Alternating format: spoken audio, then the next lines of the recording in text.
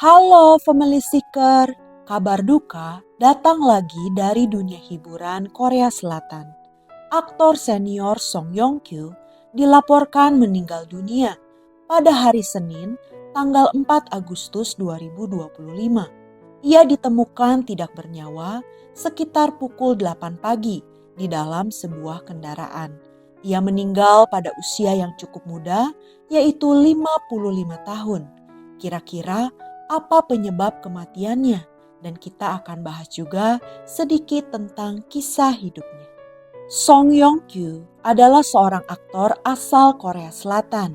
Ia lahir pada tanggal 18 April 1970 di Yongin, Korea Selatan. Ia lulus dari Seoul Art College dengan gelar sarjana teater. Setelah lulus, ia memulai debutnya dengan tampil di panggung-panggung teater musikal. Dari sinilah kemampuan aktingnya terus berkembang sampai akhirnya pada tahun 2002 ia memulai debut film pertamanya yang berjudul Turning Up. Dari sini karirnya sebagai seorang aktor terus menanjak. Walaupun ia jarang menjadi pemeran utama, tapi wajahnya ini sudah menghiasi banyak sekali film dan drama terkenal Korea Selatan. Misalnya, ia main dalam film yang berjudul Extreme Job pada tahun 2019 dan juga ia main dalam drama yang berjudul Gu Family Book pada tahun 2013. Jadi, Song ini sudah membintangi puluhan drama dan juga belasan film selama hidupnya. Sekarang kita akan bahas beberapa kasus yang terjadi kepadanya sebelum ia meninggal. Sekitar 2 bulan sebelum kematiannya, yaitu pada tanggal 19 Juni 2025 malam, Song didakwa tanpa penahanan atas kasus DUI atau Drive Under the Influence. Jadi, ia mengemudi dalam keadaan mabuk berat sejauh 5 km. Dan di Korea Selatan, hal ini sangat dilarang sekali. Akibatnya, Song dikeluarkan dari 3 proyek drama yang sedang dikerjakannya, yaitu Shakespeare in Love, The Defects, dan The Winning Try. Perusahaan produksi melakukan hal ini untuk mengamankan proses produksi yang sudah berlangsung dan juga mengamankan para aktor yang terlibat. Jadi mereka sekarang sedang mencari cara untuk mengedit adegan-adegan Song seminimal mungkin agar tidak menimbulkan masalah di kemudian hari. Sejauh ini, penyebab kematiannya belum diungkapkan secara resmi oleh pihak kepolisian. Tapi polisi tidak menemukan adanya tanda-tanda kekerasan di TKP. Maka kemungkinan besar ia menghabisi nyawanya sendiri. Orang-orang terdekat Song berkata bahwa memang kesehatan mentalnya Song ini menurun drastis sejak kasus DUI tersebut. Beberapa teman Song berkata bahwa Song sangat tertekan dengan komentar-komentar jahat tentangnya di internet. Apalagi sebelum kasus DUI ini, Song juga ternyata mengalami beberapa masalah hidup yang cukup berat.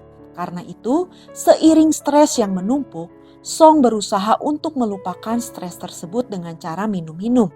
Kira-kira apa saja masalah hidupnya sampai ia minum-minum begitu parah?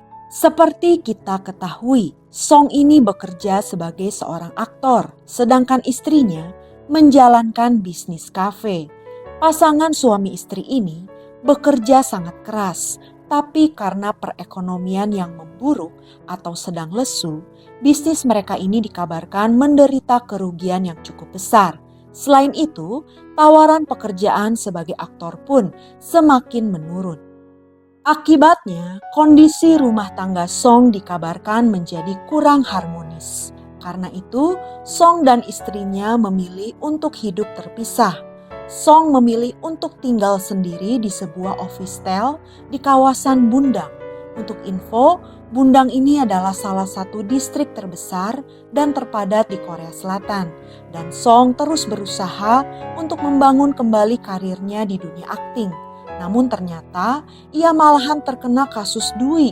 Karirnya malah semakin hancur. Jadi, di saat itulah Song mengemudi sambil minum alkohol.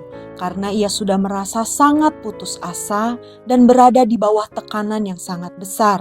Rekannya juga berkata bahwa mengemudi sambil minum jelas merupakan kesalahan. Tapi Song adalah seorang aktor yang sangat berbakat dan mempunyai kepribadian yang sangat baik. Karena itu, peristiwa ini sangat menyedihkan dan juga tragis. Meskipun ada banyak masalah, pada awalnya rekannya ini berharap Song bisa menyelesaikannya satu persatu. Itulah sekilas tentang kehidupan aktor Song Yong Kyu. Ia meninggalkan seorang istri dan 2 orang anak perempuan. Kita doakan semoga arwahnya bisa beristirahat dengan tenang dan keluarganya bisa diberikan ketabahan. Sekian cerita hari ini, sampai jumpa di cerita berikutnya. Ciao!